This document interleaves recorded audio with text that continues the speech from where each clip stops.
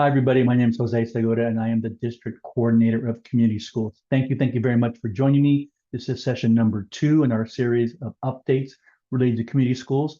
So let's go ahead and get started. This is our session update number 2. We're going to talk about the community schools framework and the district's strategic plan and how those two align really well with one another. Real quick, just what is a community school? This is my starter slide. Community schools are these public schools that serve students between pre-K and 12th grade. It's all about community partnerships, about engaging students both during the school day and outside the school day, and then shared decision-making amongst all of our educational partners.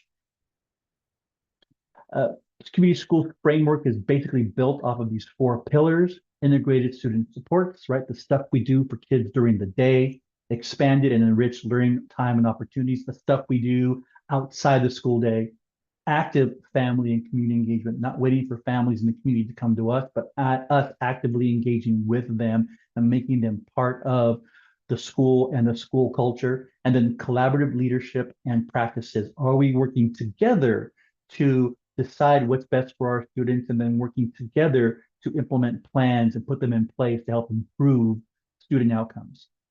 Now, on this particular slide, both the SMBSD Strategic Plan information and the Community Schools Framework, those are both links to the different documents. What I'm going to do is I'm going to put a link to this slide deck in the notes of the YouTube post. So if you're watching this on YouTube, you go back to the comments or to the notes from the host, which is me, you'll see a link to this slideshow. All right, so briefly, the California Community Schools Partnership Program, CCSPP, the framework for those community schools has 6 sections. Our district strategic plan basically has 5 elements or 5 sections. Now, that doesn't include action plan, but it does include all the components that came out of the strategic planning events that occurred a couple of years ago. And then we want to find out, well, which sections and which elements align and how can that improve outcomes for students. So first of all, I took the state's entire framework, and it's 6 sections, and I created this matrix. So the matrix is set up where the very top column, the darker colored cells across the top, are the 6 different categories of the section. For example, overarching values in column A, column B are the pillars of community schools, column C, the key conditions for learning, and so on.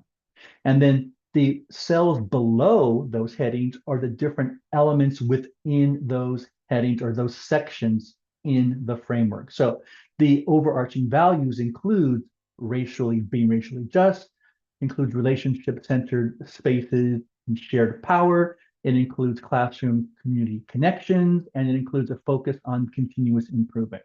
And of course, each of these columns has a heading, and it has the sections that are related to that heading listed below it. For our district strategic plan, it includes our beliefs. That's the first section. Born of those beliefs is the mission. The mission and the beliefs lead to the objectives. The objectives lead us to our strategies. What are the things we're going to do to meet those objectives, to live up to our mission, our beliefs? And then we have the parameters. So like, what are the goalposts? What's the box in which, or the frame in which all of this occurs? We also have action plans, but again, action plans are not part of this because they were not created at the time when the entire strategic plan was created. So in this particular slide, you'll see that up in the upper left-hand corner is that matrix of the community schools framework, its individual cells, and then on the bottom right is 1 page from our district's strategic plan. These are actually the 4 strategies from that plan. And we're going to go through this kind of quickly, but hopefully you'll get the idea of how we worked this out so you can visually really see how well the framework and the strategy or the strategic plan elements fit together. So let's start with an objective. So our district strategic plan has objectives.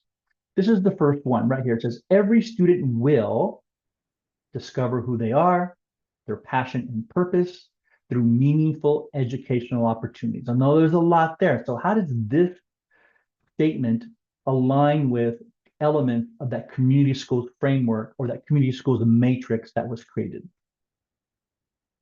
As you can see here, it lines up very well. And so if we go back just a bit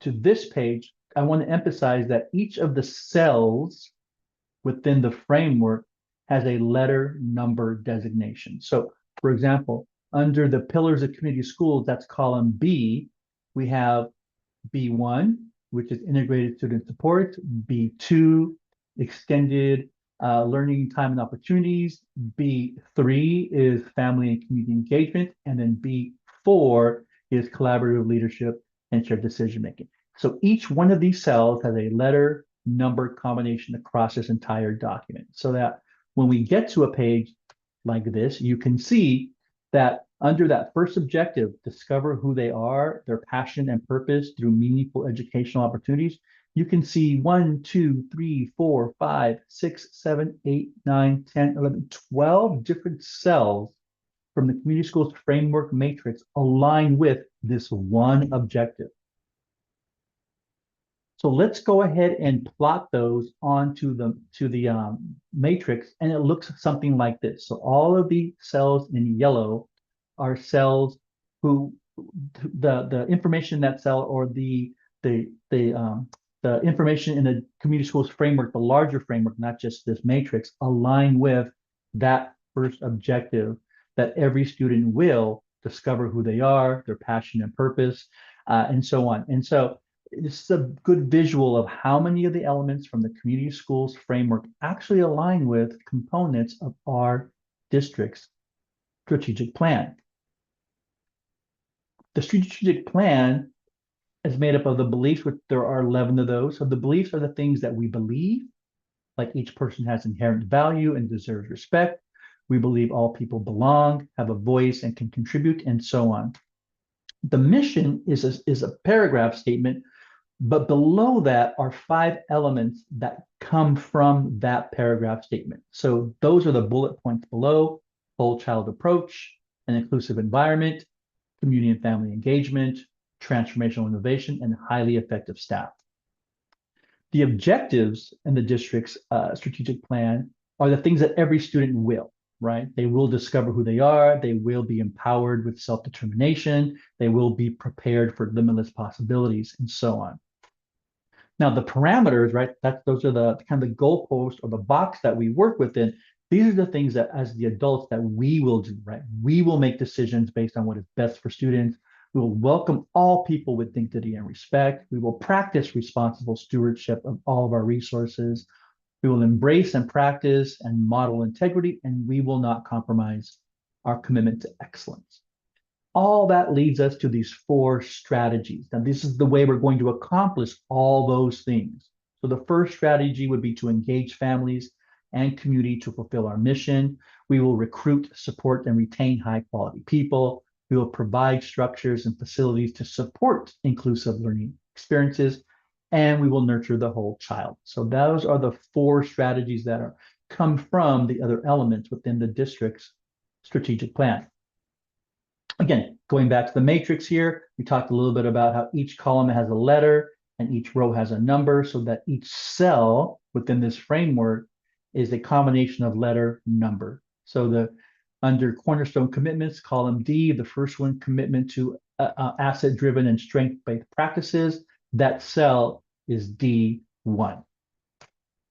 And so here they are, the 11 beliefs, and each belief has multiple cells from the community schools framework aligned with it. So you can see very quickly, like at a glance, just how many of the components within the community schools framework align with the individual beliefs that are part of our district strategic plan.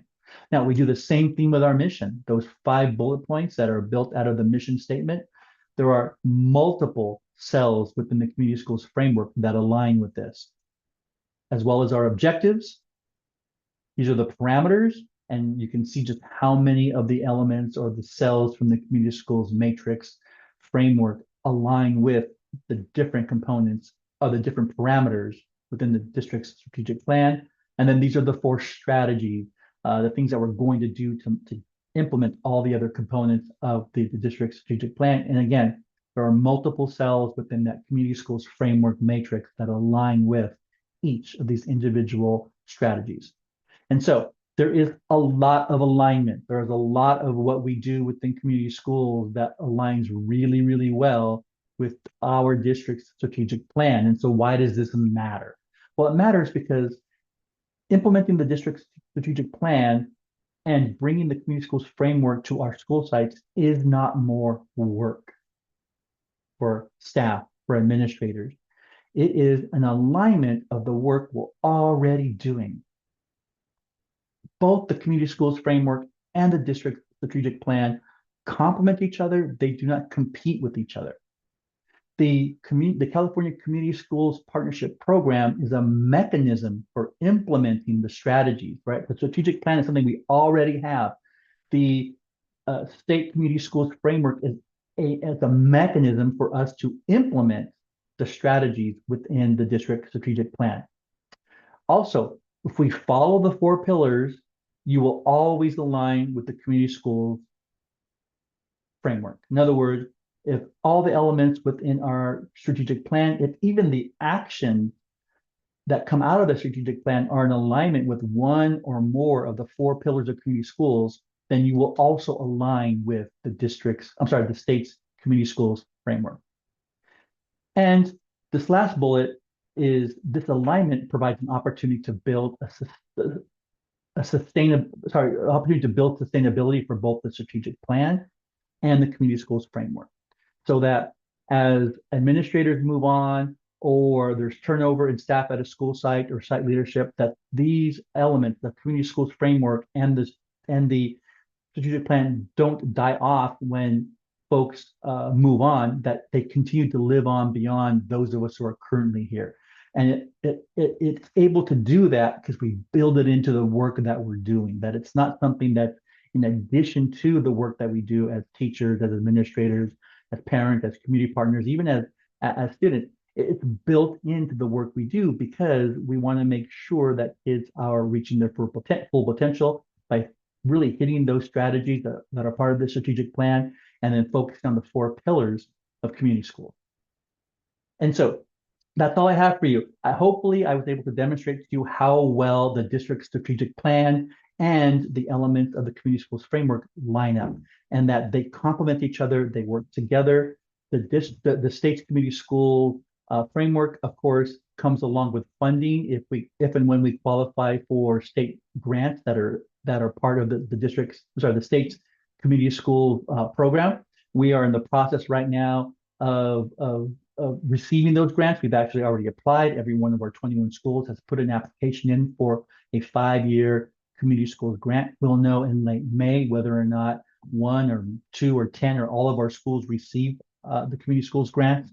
I believe that all our schools will be funded, but we'll see what happens in May.